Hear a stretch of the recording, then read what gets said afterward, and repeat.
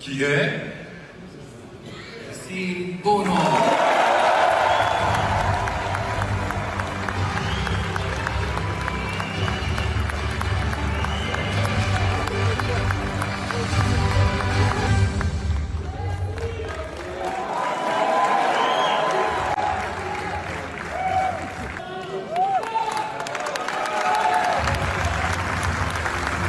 تخيل معايا كده سنة كاملة والقارة السمراء بتتفرج على حاجة غريبة بتحصل.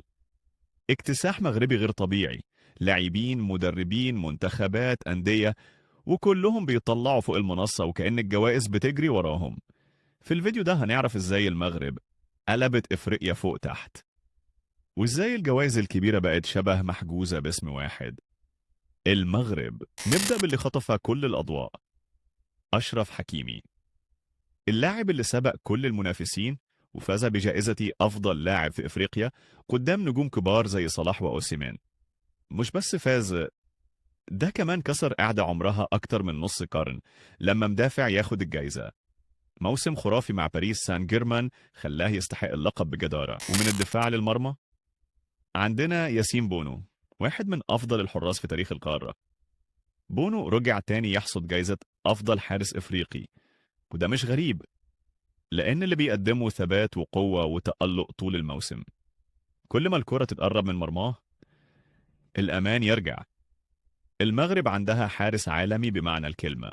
وعند السيدات النجمة غزلان شباك مكملة التألق، أهداف، أداء، تأثير، وتواجد قوي في كل ترشيحات القارة. اللعيبة دي بقت واجهة الكرة النسائية المغربية، وبقت قدوة لكل بنت بتحلم تبقى نجمة في إفريقيا. الأندية المغربية كانت برضو ضمن الترشيحات، خصوصا نهضة بركان اللي دايما حاضر في المنافسات القارية.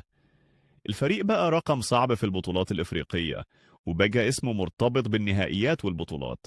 منتخب المغرب للشباب جذب الأنظار، وبقى نموذج للجيل اللي جاي.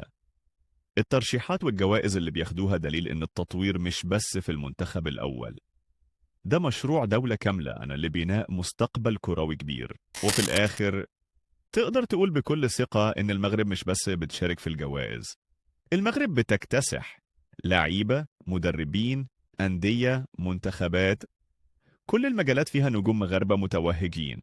لو عجبتك الحلقة ما تنساش اللايك والاشتراك والتعليق، واكتبوا لنا مبروك للمغرب. استنونا في فيديوهات أقوى. سلام.